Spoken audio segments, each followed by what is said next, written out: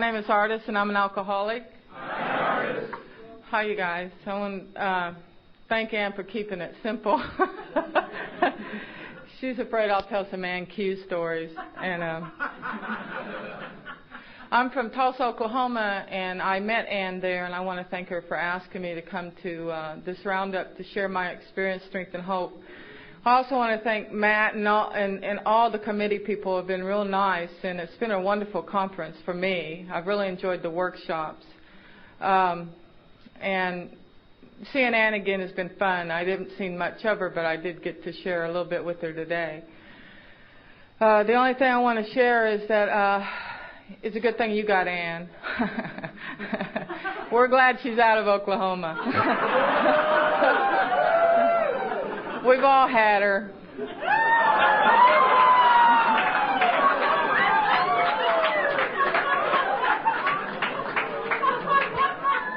Oh, you think I'm kidding?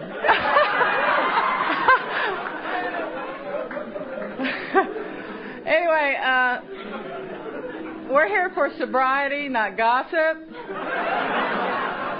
And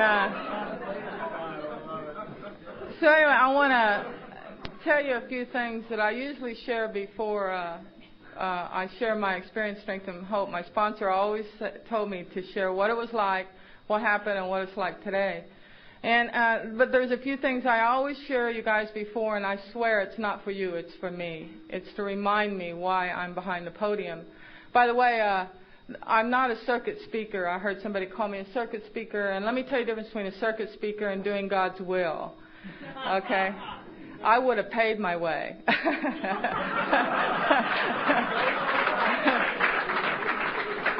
So the committee should remember that when somebody asks them to come and speak. And that is why I'm behind the podium. I'm still doing God's will and to the best of my ability. And one of the things I have to remind myself is no one speaks for Alcoholics Anonymous. Everything I share from here is from my experience, strength, and hope, and it's not I do not represent AA. The other thing is that anything I share from the podium, there's no original thoughts. Some new people think that when they hear a speaker, we figured all this out. I used to be that way until I got up here and realized all I'm doing is giving back to you what you gave me. And that's all the speaker's doing. And we are fallible, and we are bitches sometimes, and I think the speakers are the sickest.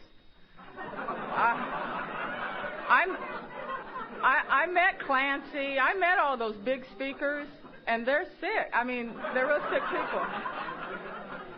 The other thing I want to share is that I really try to share what, from my heart and not my head and my experience and not opinions or philosophies.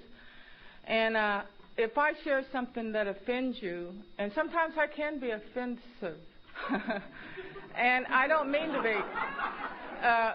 but if I say something that offends you, please, you've got 12 steps, and you've got a sponsor. Okay?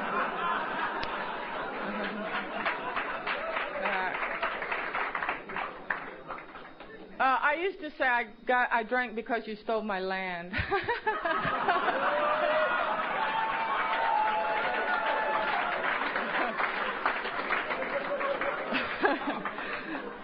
But I want to say that just because I'm in Washington. But hell, I don't even have a row number. That's how Indian I am. But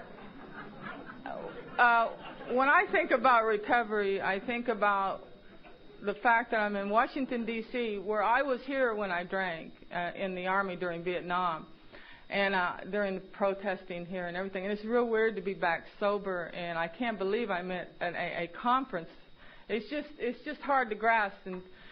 But I'm here, and I can't tell you how much I appreciate my sobriety. And I've always, when Ann asked me to speak, I told her if I don't drink. And that's how I see my sobriety today, is that I still have the capacity to pick up that drink. I choose to, not on a daily basis, or a pill. And I'm also a member of the Al-Anon family group, and my birthday in Al-Anon is January of '85. And without those two programs and the grace of God, I don't think I'd be able to have a sense of humor. It's real hard in alcoholism to see any humor in it when you're new. But there's something I like to do. I've done it. I hope I continue to do it. And it's not to embarrass anyone. But I'd ask everybody with less than 30 days of sobriety, would you please stand up? He sat down. Okay. Okay. Everybody with less than 6 months, would you just stand up for a second? Now, see, that right there, I want to welcome you.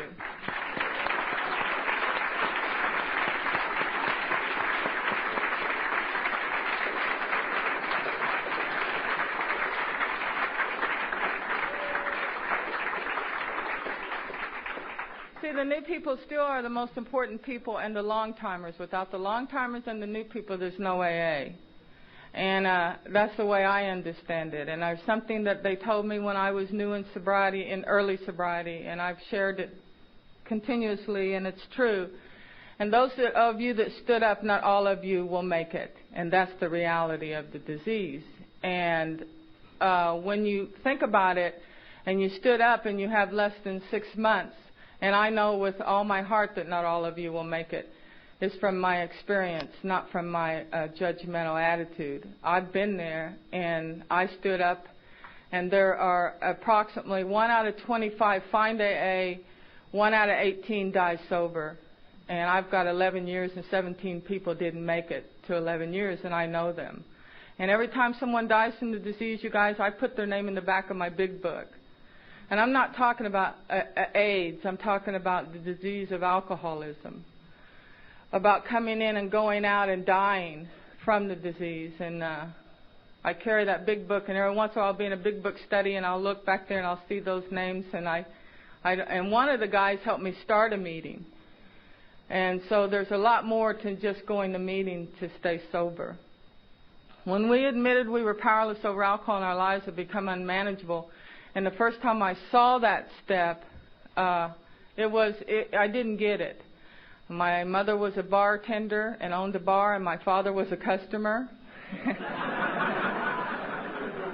And I have 7 brothers, Tommy, Ronnie, Warnie, Gary, John, Wayne, and David.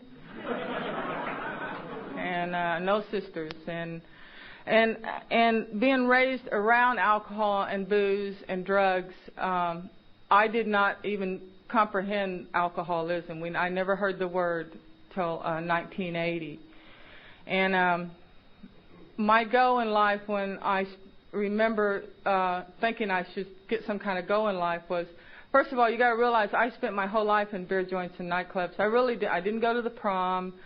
I didn't do any of the social things. I went from junior. I've been gay since I was 14. I'm not a heterosexual who was brought out.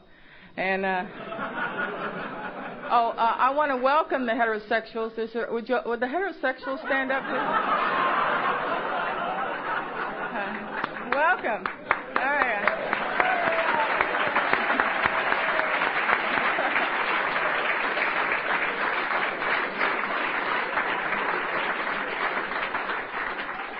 See, I know some heterosexuals. They're real nice people.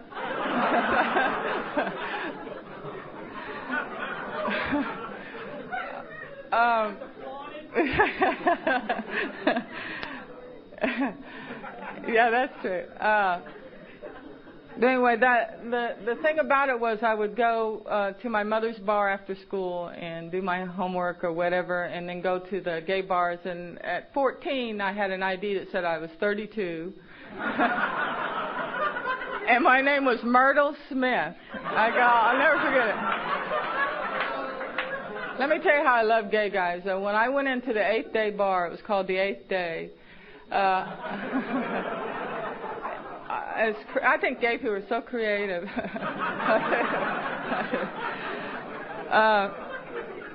I walked in there at 14, and the softball team told me where it was.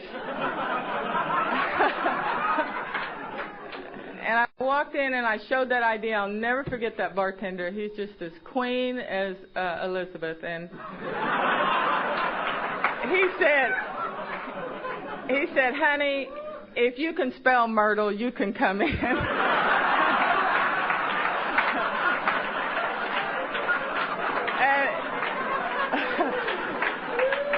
And you know, I could not spell Myrtle.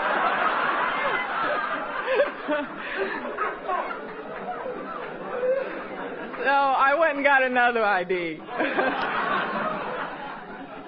But in Oklahoma, it's against the law to be homosexual. And Oral Roberts emphasized that. And if you've ever been there, it's real. We're about 20 years behind time. I'm overwhelmed with this gay sobriety. It just overwhelms me because, like I said earlier to some friends, that in Tulsa, the gay sober is very small. And we have one gay meeting, and they're all my exes, so I don't go there.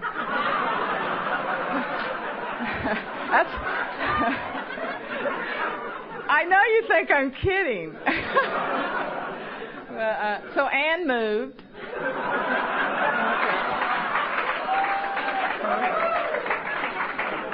She never touched me. Listen, you have to think about that if you're from Oklahoma. It's okay. But in the bar scene, it was so natural. And I come from I'm 48 years old, and so growing up in the gay community in the 60s, we lesbians protected the gay guys.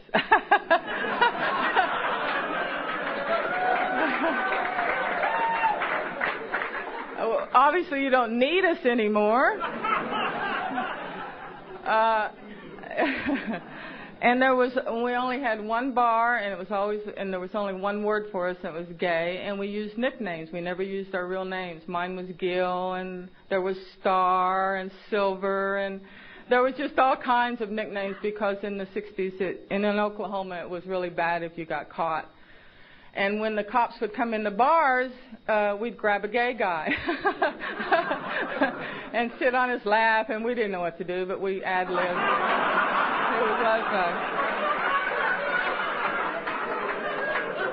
So all I want to say is, baby, you've come a long way. I mean, gay life has come a long way, but I've learned so much about me because I've never drawn a sober breath, nor have I met a sober person till I came to AA, and that is the truth. I'm overwhelmed that I've only known sober people 11 years. That's a long, long time to be out of sobriety when you subtract 11 from 48. And that's how I understand my sobriety today, you guys, is that I'm still learning what to do sober. You know, I was employee of the month when I worked and drank. I've been fired 4 times in sobriety. And the reason I share that is because I've never done anything in sobriety sober. You have to remember what we're like when we come in. And I'll tell you, I had only three emotions when I walked through the doors of Alcoholics Anonymous. I thought that a friend was somebody that stuck by you in a fight no matter whether you were right or wrong. That was a friend. I thought a home was a place you stayed till you were old enough to get out, and I never knew how old that was. Most kids who are raised around alcohol they keep hearing, and when you're old enough to get out, and I go, how old is that? And I left at 15, so, and the third emotion that I came within was that a lover was someone I had sex with and split my paycheck with.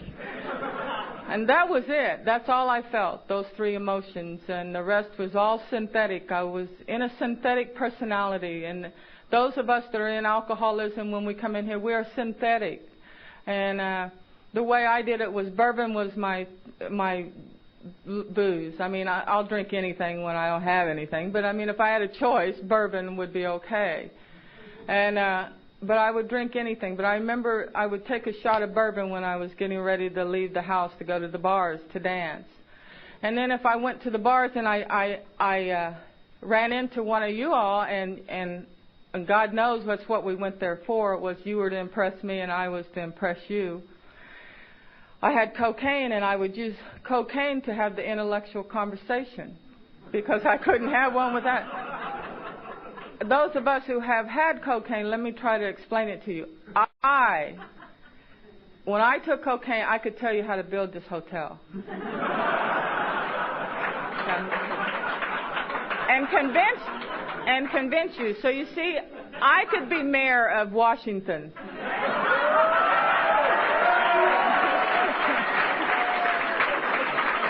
Piece of cake. I understand why he thinks he can run again.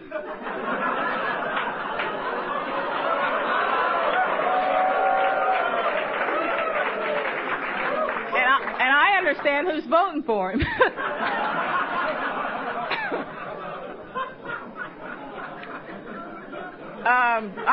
I'm supposed to recovery. And then here was the part that I was so grateful for, and that's when I met her and our eyes met under cocaine when we stared at each other. And I left with somebody. I had to have a quaalude to have sex. Some people say they could get off on other things. I could not even have sex unless I had something to stimulate me. And quaaludes, I always thought they were Spanish flies. But those of us that took them know that you take a quaalude and, honey, anything looks good. Anything. And that's true. And I had to be careful when I took those because you take those and you accidentally go to a straight bar, you're in trouble. And that happened to me. And I'm ashamed of that. But I got over it real fast.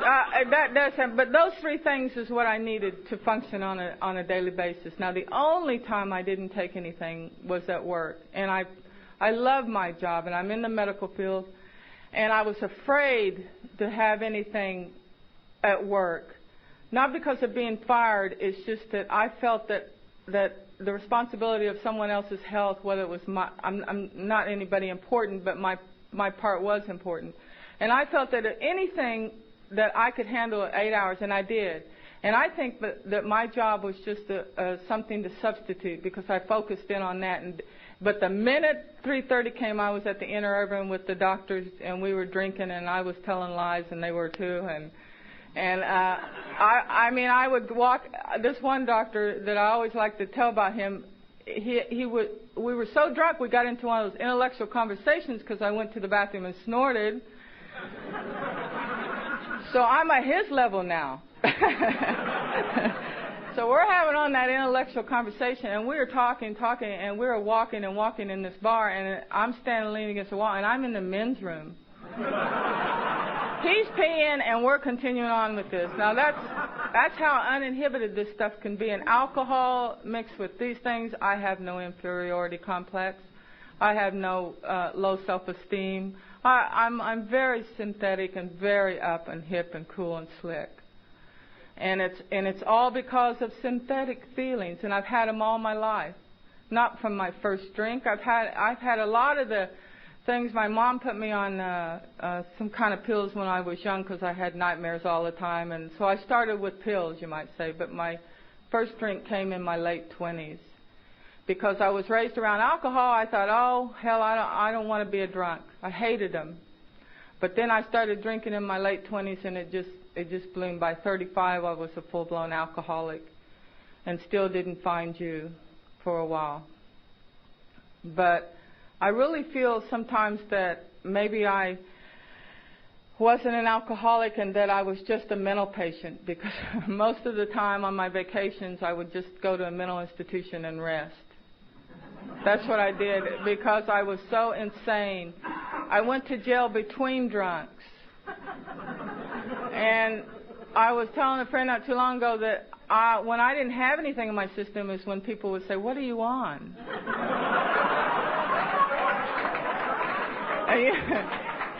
And those that know what I'm talking about I would hear, that's why I had a hard time with AA, because you guys were nuts while you were drinking, and I was perfectly fine.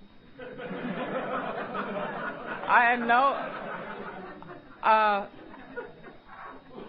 there are times when I think about why I couldn't understand why you didn't want to drink or take a mood-altering chemical. And when I came to you through all kinds of crazy incidences that one of the things I'd like to share is the fact that my first AA meeting was, I went to jail because of some silly little scene I made downtown. I didn't have a drop in me, and my girlfriend had broke up with me, and she was an entrepreneur, and I went into her business, and she told me to get out. You know the scene, and I walked out that door, and I slammed it, and it broke, and it's a public place, and so they called the police. But when the police came, I was at the point that I thought, you know, I've got an education, I've got a home, I've got money, and I am miserable.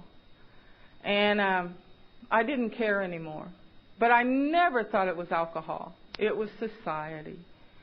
It was pressure of being in Oklahoma and being gay and pretending to live in two lives. And it was everything but that. But when those two cops came and they got out of the car, I remember thinking, this will be it. They'll pull the guns out, they'll shoot me, and this whole nightmare's over.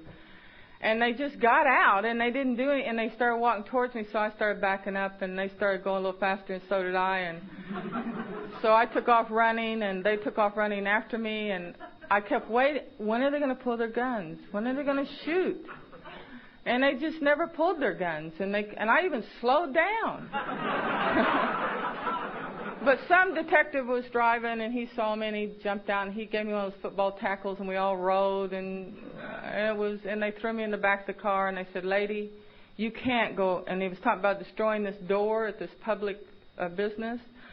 He said, "Lady, you can't go into public places and destroy property like that." And I said, "Why? They destroyed stuff of mine." And he said, "Well, now, if they've destroyed anything of yours, you just go down and file charges." He said, "What did they destroy?" And I said, "She destroyed in here."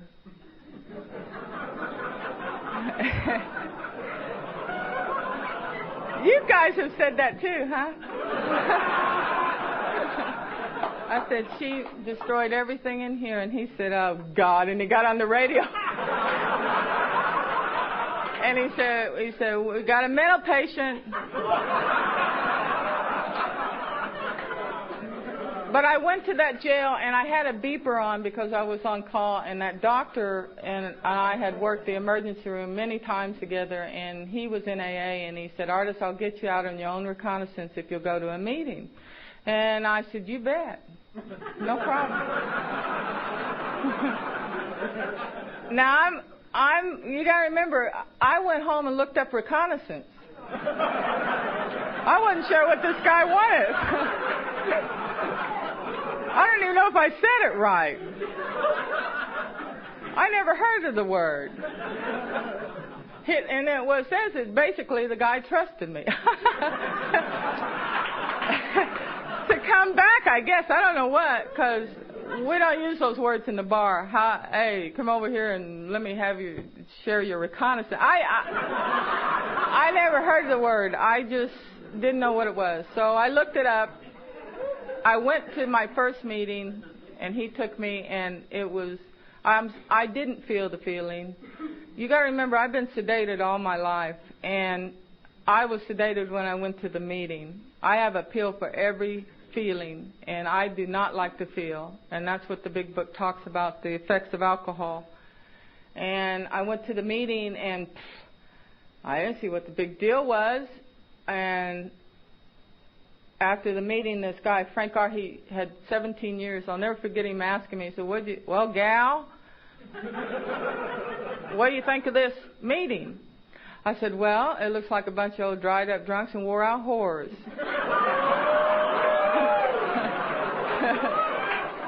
He said, no, I swear to God, he said, "You come back."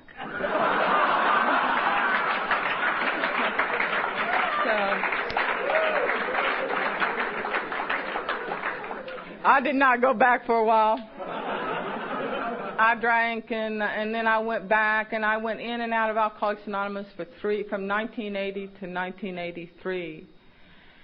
And I had one time I went to y'all's meeting on my pills but didn't drink. You probably never done that, where you just go to AA and you just don't drink, but you take a bunch of pills.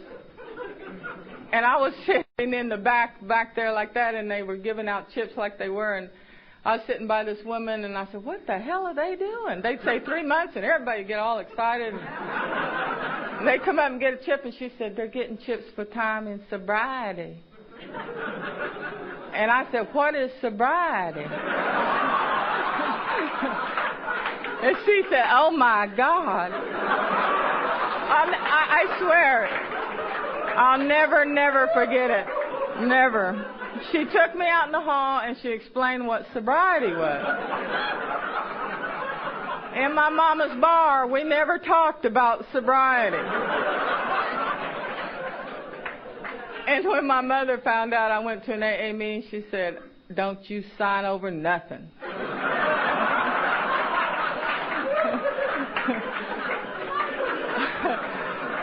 She's a character. If she'd have lived long enough, she'd have loved AA. But I had about a year. I got a year one time not drinking with lots of pills, and I celebrated by going and drinking. Then I had about 18 months one time the same way, and I decided to celebrate my birthday, my 2-year birthday. I was all pilled up. I went to your dances on Zomax and I mean, I was a mess, but I never remember anything y'all said. Y'all just seemed like a bar with the lights on.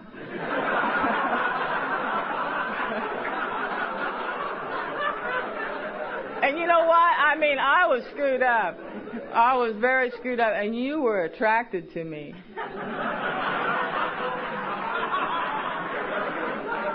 I'm talking about the women. But anyway, and then one day I hit this bottom, and I was put in a mental institution, and I'd been, and I tell you how many times I've been in the mental institution. I would go pre-register me. Because if you've ever been suicidal, depressive, manic depressive, bipolar, all that stuff at once, you can't stand it when somebody says, what is your Social Security number? 448. I hated that. So I would go pre-register myself, and that way I could go straight to the room. But I was in this room, and they put me in this room, and I was tired again. I was just, that is another bottom. I think we hit thousands of bottoms before we hit the one that says in the 12 and 12, I can't stay sober, I can't stay drunk. I'm going to jump off. That means we're going to kill ourselves or we're going to work the program. That's exactly what that meant to me when I read it. And I was in this mental institution, and they gave me those psychological profile exams. I can't even say it. And they asked me like 500 questions, and this guy was in this room, and he had to watch, and he wanted to get home to supper. You know, the kind, they're really in there for us. And if you're in the medical field, please, you got steps, okay? But when you have an alcoholic in a mental institution, you've got a handful, because we're nuts without a drink. You know, we're crazy without a drink. That's why I got in all my trouble between drunks. And he would sit in there and he'd say, now, Artis, I'm going to show you some cards. I want you to tell me what you feel and when you see them. And you know what? Oh, you know what they are? Those ink blocks. And I swear, when he'd held them up, they looked like ink blocks. And I'd tell him, I'd say they look like ink blocks. And I love this guy. I hope I meet him someday again. But he'd say, Artis, feel. Feel.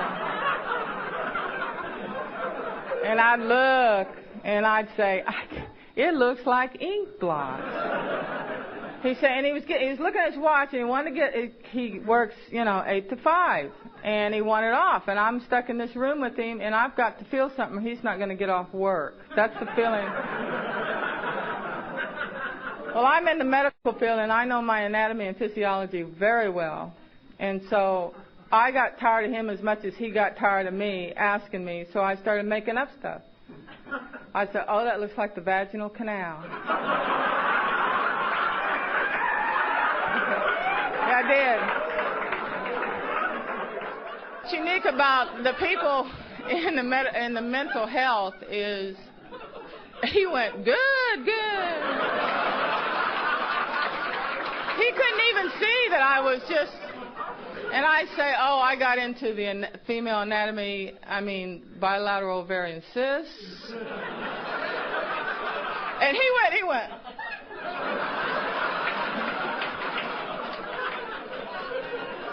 But the thing was, and then he asked the 400 questions. Artis, do you hear any voices in this room? I went, yes, I do. Yes, I do. He said, do you see anybody in here besides us? Yes, I do.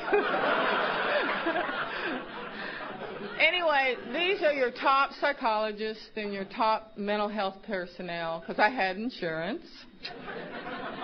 And they sent me back to my room and gave me a shot in the butt, and I went to bed. And the next day I was called in. And I'll never forget it, you guys, as long as I live. And may God please have mercy on me if I ever forget this one day. I was called into the doctor's office, the psychologist and the psychiatrist, and sitting there, and they have taken all my tests, and they had gone through and they figured out what's wrong with me. And they said, Artis, you're not an alcoholic. You're not a drug addict. You have grave emotional and mental disorders. And a light went off. And I thought, what'd you say? And he said, you've got grave emotional and mental disorders. Now, for those that don't know, if you ever listen to how it works, in there it says, those two with grave emotional and mental disorders, they too can recover if they have the capacity to be honest. And of all the times I was in and out of AA, I remembered that part of how it works for some reason, because I knew I had grave emotional and mental disorders.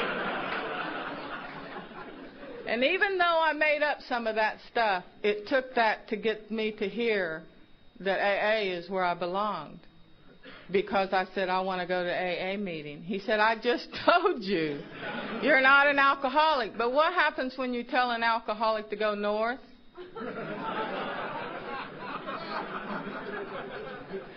We don't know why or what circumstances we get to AA, and I don't think anybody that I've ever met ever came to AA for the right reasons.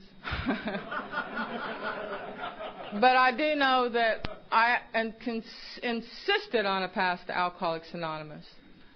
And they gave me a pass, and I went, and no, I didn't have big awakenings, and it was awful because I was just a dry person. Nothing, and I was detoxing. And 3 months in the program, and nothing changed in my life. And I went to my office, and one of those times that I was in before, I had phone numbers, and I told them, I said, what I did was go to my office, and I started calling the phone because I went to maintenance and got a rope, and I was going to hang myself in my office, but I'm an alcoholic, and I wanted somebody to know I was going to die. I don't think alcoholics like to die alone. And I tried suicide many times, and I always made sure somebody knew I was doing it. But I really wanted to die. And what happened was I took those numbers that I had gotten when I was in AA before, when they told the new person to get phone numbers, and I got them and never called. And so I started calling them, and the lines were busy, disconnected, no one home. I thought, shit, no, nobody's going to know I'm dead in this office. Like no one would ever come in there. But my alcoholic thinking is that way, and I tried one more number, and the phone rang, and it was Beverly. And I said, Beverly? And she said, yes. I said, you probably don't remember me, but my name is Artis. And she says, oh, I remember you. And I said, Beverly, I've been in AA, I've tried it, I've done everything, and I don't get it, and I'm miserable. My whole life is just impending doom. I'm in such miserable emotional pain. I can't stay sober, I can't stay drunk, and I'm not going to live another day like this, and I don't understand heterosexual sobriety, and there's no gay people around, and I just went on, and she said, I'm going to put you on hold.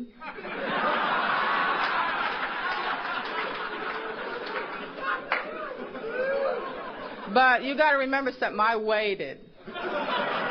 See, that's an alcoholic, and I had told her I was going to kill myself, and when she put me on hold, I waited. It just seemed like the right thing to do. She came back on the phone, and she said, now let me get this straight. You're going to kill yourself in your office, right? You've been in AA, and it's not working. I said, right. She said, why don't you meet me at 5 o'clock for coffee, and we'll discuss a few things, and if you still feel the same way, go ahead and kill yourself. And I thought that sounded logical. Right? I'll never forget it, you guys. I met her, and it was a Wednesday on a rainy afternoon or evening, and she said, now, what's your problem? I said, well, I've tried everything, and I don't even think I'm an alcoholic, and I can't seem to, my life, I just don't, and I have the material things of life. And she said, well, let's look at what's the problem. Do you have a power greater than yourself? And I said, oh, I believe in God. I was raised in Tulsa. And she said, I didn't ask you if you believe in God. Now, here's very important, especially if you're new in sobriety. They didn't ask me if I believed in God. She said, I didn't ask you if you believed in God. Do you have a power greater than yourself? And I said, a power greater than myself. And I would think and think, and she sat there going, a power artist greater than you. It just has to be greater than you. And I was just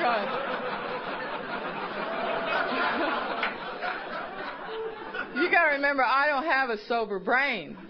I'm just a person that hasn't had a drink or a pill that day. So I'm going, I don't understand what you're saying. She said, it has to be greater than you, Artis. I said, you're talking about God, right? She goes, no, I'm talking about a power greater than you. You and God don't get along. Why would I go to a God to sober me up who said they're going to throw me in hell for eternity? Why would I go to a God that I heard in church all my life thinks I'm full of demons? Why would I go to a God that says that my lifestyle is the epitome of sin?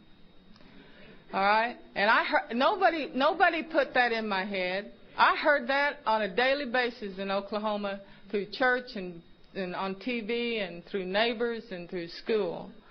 So you tell a child or a young person over and over they are a sick person, and one day they start believing it. And I started believing that I was sick and that my preference in life was so twisted that why would God want to sober me up so he could throw me in hell sober? That's what I asked her. That's what I asked her. He's going to throw me in hell sober? No way. I'm going there drunk as anybody else. This was a heterosexual woman who was married 20 years, and I'm gay, and she has kids, and I don't, and yet she cared. She cared, and she told me, she said, Artis, she says, why don't you use my higher power till you can get your own? And if we'll do some specific things, if you'll do some actions without the thinking with it, and if it doesn't work, you can go ahead and kill yourself. I said, in a meeting? She said, in a meeting. She told me some things. She said, Artis, you can't get your own conception of a higher power because you've already believed that God hates you and dislikes you, and no one's going to change that. And you can't change that in a person like me. And she said, use my higher power, do some specific things, don't argue with me, and you do the action no matter how you feel about it. I said, and if it doesn't work, I kill myself because I don't have anything to lose. I'm an absolute miserable person. And I shook her hand and agreed, and she said, okay, I want you to go home, and I want you to thank my higher power, which is hers, for today. And I said, what? She said, go home and thank my higher power for today. I said, but today was terrible. She said, it doesn't matter. You said you do the action. And so I went home. She said, get on your knees. And I got on my knees and I said these words. I said, Beverly said, thank you. For me to thank you for today. Even though I personally believe it was a terrible, rotten day. And well, when I told her what, she asked me next day, now what did you say? And I told her exactly. She said, I want you to keep your opinions out of the prayer. She said, Artis, when you get up, ask my higher power to keep you clean and sober today. And I'd get up and I'd say, Beverly said to ask you to keep me clean and sober today. But you know, oh, it was hard not to give my opinion. As if God couldn't hear it. Because I would think it, but I wouldn't say it. And that went on, and I'd sit in meetings, and here's a great tool that was given to me, and I'm going to give it to you. And if you don't use it, it's your choice. It's a wonderful, very powerful tool. I'd go to meetings, and there were no gay meetings. There were gay people meeting in a house somewhere, but they didn't invite me because even the gay community didn't like me. And that's how twisted I was. And I was a violent, angry woman, and I went to those heterosexual meetings, and I sat there and with those, I called them ball scratchers. I just love them today. That's all they seemed to do in those meetings. I was in some real rough part of town, and I'd sit there and they would, I'd sit there and I'd listen, and then my sponsor never sat in the meeting with me because she said, I don't want you trying to impress me. Which she was right. And she'd be in another room, and then the meeting would be over, and we'd always sit in the car, and she'd say, how do you feel? And I said, I just don't get it. They all sound like this. And,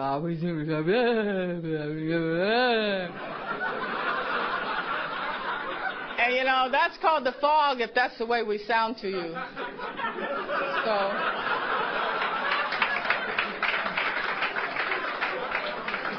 But the thing that was amazing about it is that she said, I said, I don't relate. I'm queer as a $2 bill. And I said, I don't get it. And anyway, I really believed this in the bottom of my heart that sobriety was for heterosexuals. I really didn't think it was for people like me. And she said, well, I'm going to give you a tool, and I want you to use it. And here was the tool. Now, you all do it different here. In Oklahoma, we start off with a moment of silence and the serenity prayer, and y'all end it. So it's kind of hard for me here at the conference because I had to hurry and do this tool. But in the moment of silence, this is what I say. I say, let me hear what you want me to hear. Let me share what you want me to share, and I'm willing to have an open mind. There are the three ingredients of how. Honesty, open-mindedness, and willingness. And I just said the prayer. I had no idea. I said, what is an open mind? And she said, well, I don't know. I thought it was like a hippie and we're all going to get together and have an orgy or something. But it's not. It's a part of the tools that we need to stay sober, and it's in how. Honesty, open-mindedness, and willingness. I'm willing to let me hear what you want me to hear, let me share what you want me to share, and I'm willing to have an open mind. Now, when I went to that next meeting, I had been going to meetings for 2 or 3 weeks, and I was just miserable. I said that in the moment of silence to myself.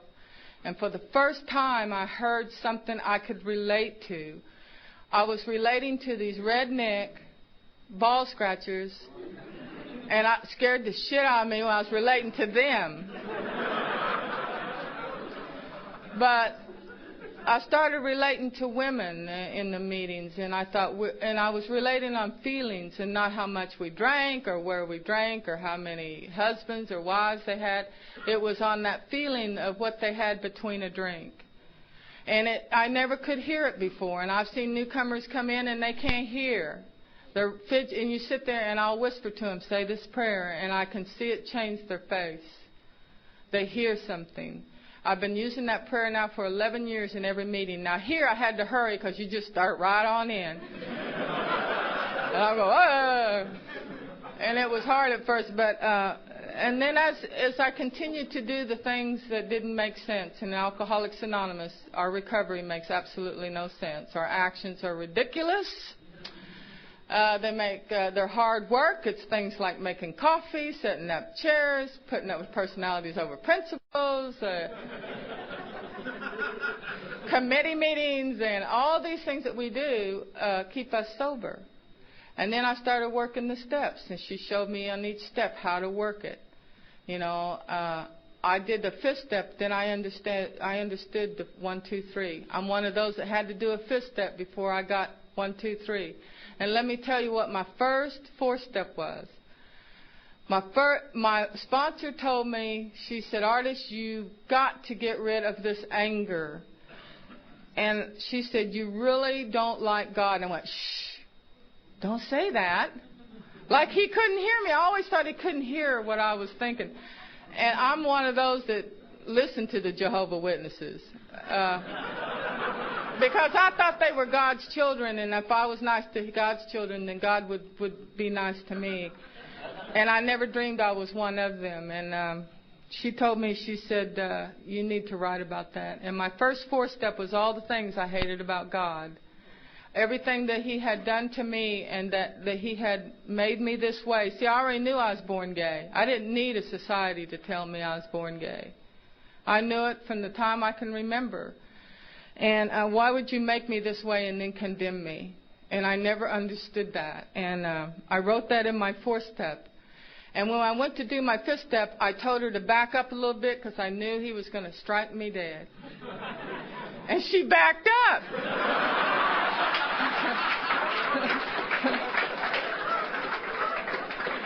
She wasn't real sure about me yet.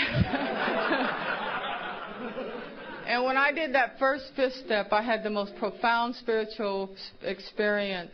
It's almost like the one in the big book about Bill W., but not that graphic. I felt for the first time that there was a God and that he loved me. And not only do I not understand God, but God understands me. And that was what I got out of my fifth step, was that my God, there is a God. And my God, he does love me just like I am. And I have walked this walk to the best of my ability year after year. And I had to deal with the fact of, and now that there's gay rights and all that stuff, but this was before then, and I had to deal with that. And I was screaming and crying one time after a meeting, and my sponsor said, what are you so afraid of? And I said, I'll tell you what I'm afraid of. I love the sobriety now, but I still think God's going to turn me straight. And she said, you know, that's a valid fear. She said, I'll tell you.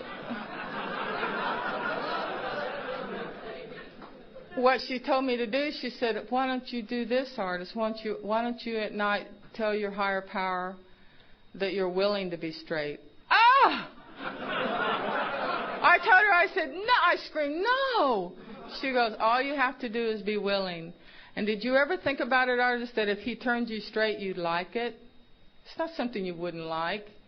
And if he doesn't turn you straight, you know that you're just the way you're supposed to be. And a lot of gay people in Oklahoma, when they were sobering up, dealt with this fear.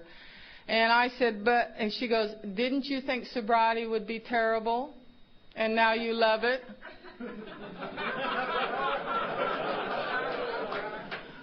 Well, and their theme at your conference is willingness. And that is the theme here, and that is the biggest willingness I ever had to have. And every night when I would go to bed and get up, I say, God, I am willing to be a heterosexual.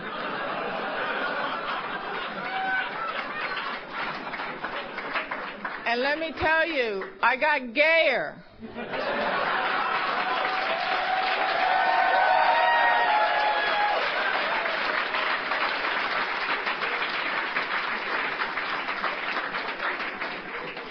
The fear left me. I've not had a fear, and the innermost self believes that God created me just like I am and loves my gayness. That's straight from the big God.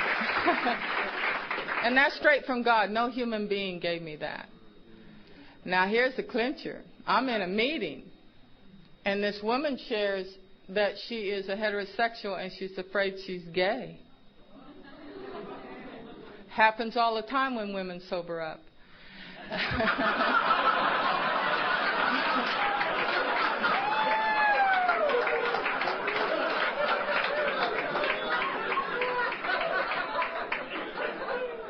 And Ann knew her.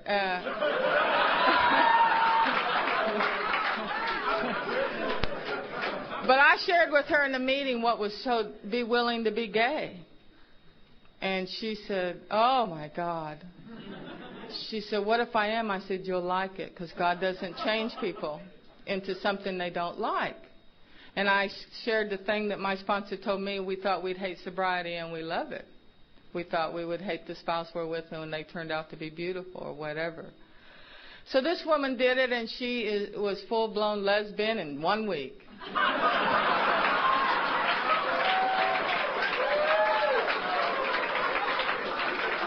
If you're wondering why we're getting a lot of gay women with children, that's why.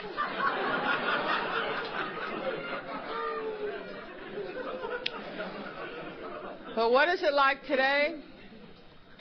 I tell you, in 11 years, at 2 years, I was saying, this is great. At 3 years, I was saying, this is great. I don't need any more. I'm just very content. I don't want any more. I love this lifestyle. Yay, yay, yay.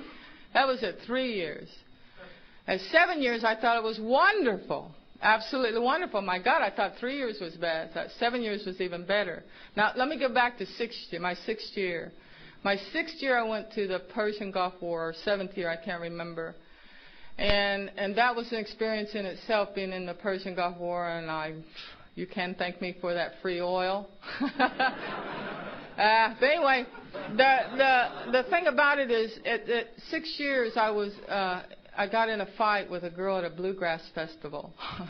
And we rode around in the dirt at 6 years. And she had 6 months and I had 6 years. And she said, if you're an example of 6 years, I sure in the hell don't want a 6-year sobriety. And I said, I am the example of 6 years.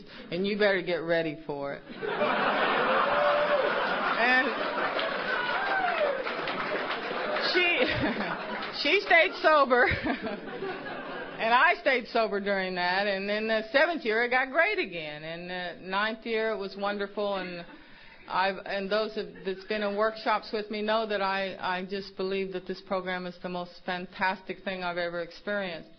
What it's like today is that there is something I'm going to give you that is true. And I'm not unique. I'm not different. I don't believe that anything I have you can get in Alcoholics Anonymous or Al-Anon. And God will give you what He gave me. He gave me the desires of my heart, or He changed the desires. That's what's gone on for 11 years. I'll have a desire and it will change, and I'm very happy with it, or He gives it to me. Boy, you can't beat that. You just can't beat that anyway. The overwhelming awareness of that has been this last year. And I've gone through a lot of pain in recovery. But that pain, I wouldn't trade it for anything outside of AA. I've been close to death. I've been suicidal in sobriety, but it didn't even last long enough to blink an eye. I mean, I come to meetings and you let me share my pain, and I tell you, I don't think I'm going to make it, what a bitch, and the next day, it's like it's just a new world. I don't know where else I can get that. I never got it in the mental institutions. I never had a lover that could make me totally happy. I never had the money enough to be ecstatically whole in every area of my life. So it comes from inside me. It comes from the 12 steps taught me, and still today, a workable, I'm just going to say the 12 steps is something to build a workable, compatible relationship with a higher power. I have my own higher power today, and there are times I like to share how I got it, and it's a long story, and I'm not going to go into it tonight, but I did get my own through listening to other people. But my concept is only this of my higher power. I do not understand God, but God understands me. And that's all that's all that matters. I know that even when there are days that you can't understand where Artis is coming from, I know God can. And the Indians call him the great-grandfather, and because he is a great-grandfather, and his son is the Great Father. And that's how I look at my higher power. My higher power doesn't change his mind and only wants the best for me. The only thing I did to wind up in Washington, D.C. and get a free steak from Ann and to stay in a nice room and everything was I didn't take a drink or a pill, and I worked the program to the best of my ability. And I winded up here. And I don't know how any way else to put it except the reality of that not all of you are going to make it. Sobriety has to be the most important, the most number one thing in my life. I've changed jobs when I couldn't get to meetings. I've lost lovers because I wouldn't put them before a meeting. I've done through everything and I just didn't know where I'm headed. Half the time I just go to a meeting and I've been fired. This is the longest I've ever kept a job. It wasn't my work that I got fired over. It was I didn't know how to deal with people sober. You bothered me, I just took a Valium. I can't do that anymore. And you just don't scream and yell in a staff meeting. And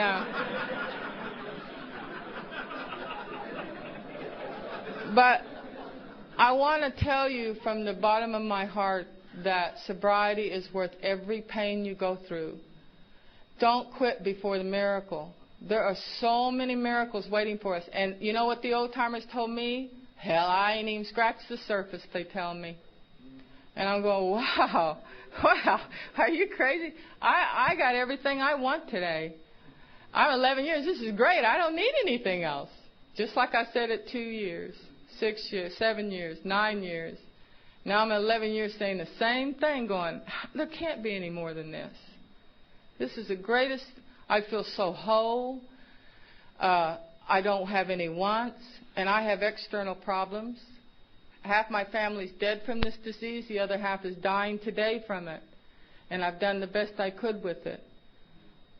But I have the inner peace that they talk about. I'm in the fourth dimension. Thank you.